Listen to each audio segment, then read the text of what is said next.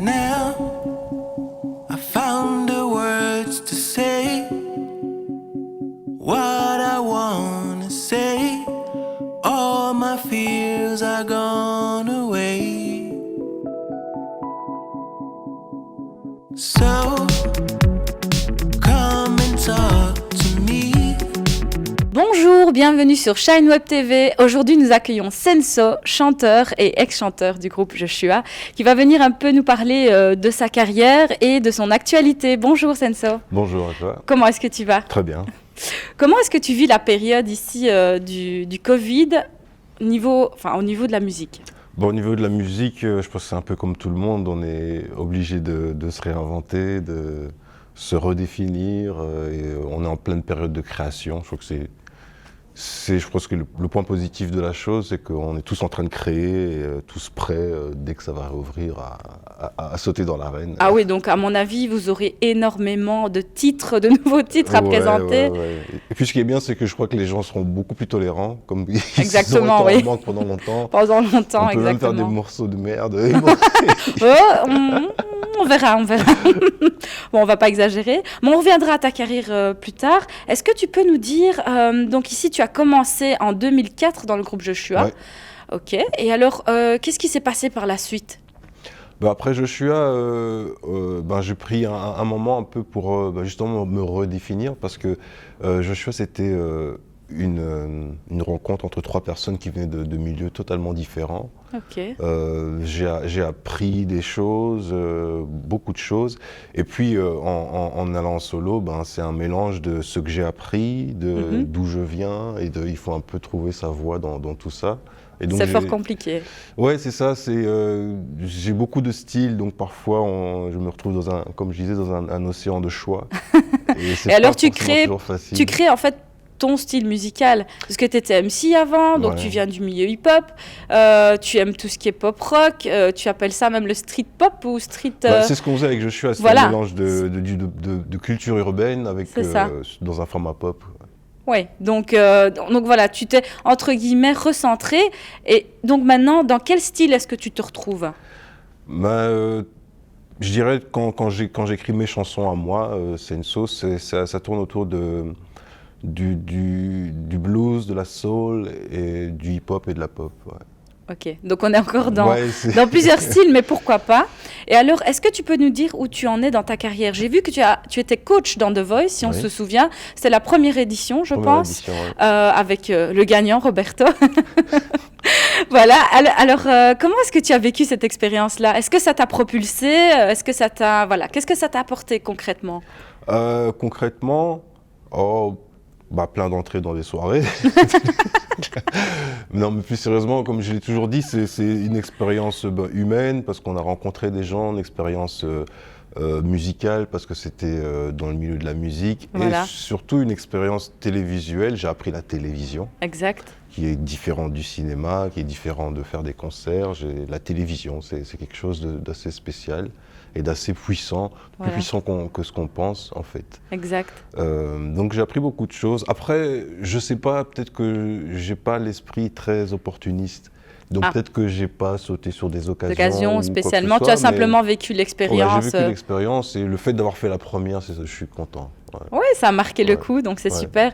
En parlant de cinéma, j'ai vu que tu as pu participer à un court-métrage.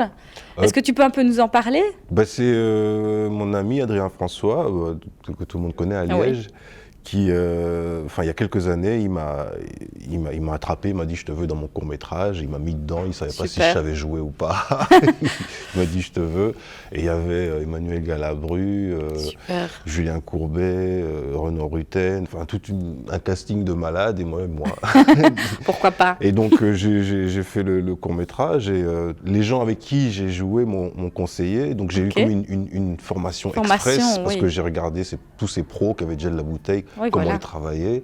J'étais fait un peu effet buvard, j'ai tout absorbé. Exact. Et j'ai appliqué, et donc ils m'ont tous encouragé à continuer. Donc c'est ce que j'ai fait avec un deuxième court-métrage. Et puis, est-ce que tu aurais le nom des courts-métrages pour nous? Le court-métrage, c'est Promotion Canapé. Promotion Canapé, ok. Non, vous pouvez pas comprendre. C'est du harcèlement. Et pourquoi vous portez pas plainte? Mais risquez de me faire virer. Mon boulot, c'est ma vie.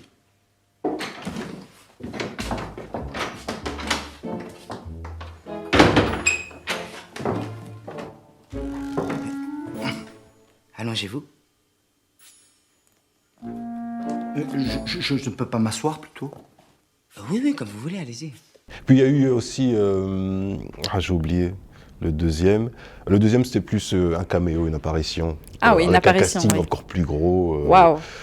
C'était assez impressionnant. Et puis, j'ai commencé de mon côté à travailler sur des courts-métrages, des histoires à moi. Puis j'ai tourné dans un long-métrage. Donc tu écris toi-même C'est des synopsis, mais j'ai 3-4 idées que je suis en train d'essayer de mettre en place. Concrétiser. Ouais. Voilà.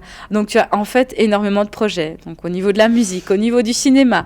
Est-ce que tu as encore d'autres talents à nous faire découvrir? Voilà. Est-ce que tu t'intéresses à autre chose? À l'art en général, en tant qu'artiste. En fait, en tant qu'artiste, j'ai découvert assez tard, mais c'est difficile d'exprimer toute une personnalité en un seul art. Exact. Donc il y a des fois, le cinéma c'était parce que j'aime bien déconner, j'aime bien rigoler, exact. Donc ça m'attire la comédie, mais je peux pas exprimer ça en musique. Voilà, exactement. Je suis pas Patrick Sébastien.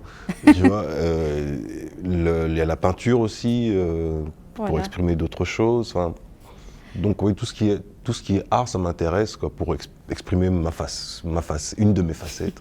Et quel personnage as-tu incarné justement dans les courts-métrages? Dans les courts-métrages, il y avait le patient, Promotion canapé, ça se passe chez un psy. J'étais donc un patient.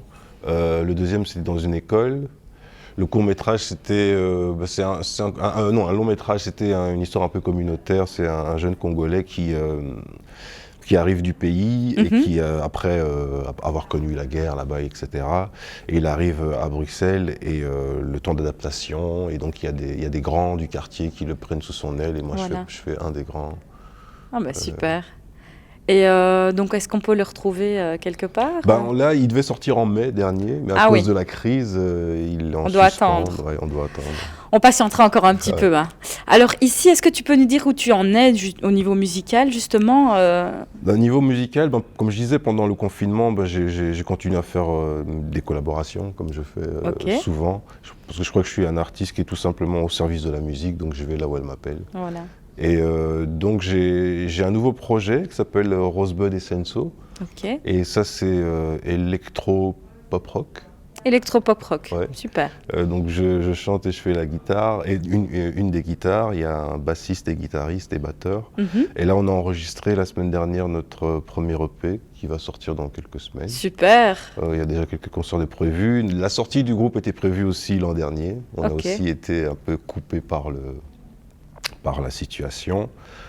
Sinon, il y a toujours Wonder Monster qui est toujours là. C'est de la Deep House.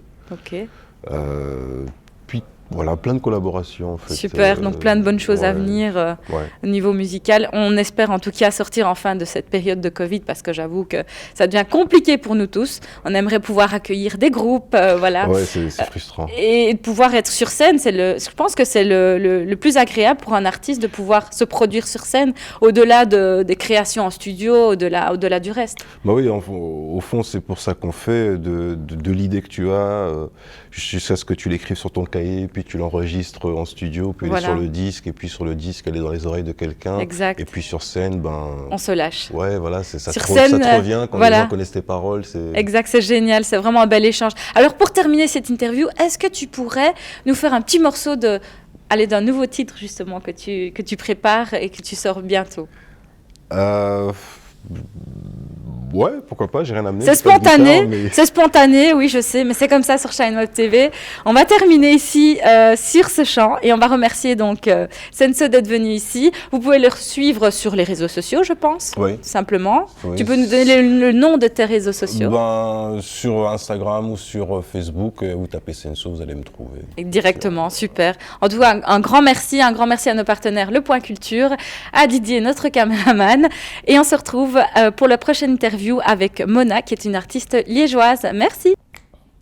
Here I am, making plans, feeling good, smiling again. No more cry since you stepped in my life. Feel alive, feeling fly, feel alright. Since you came and told me, let's just try. Wouh!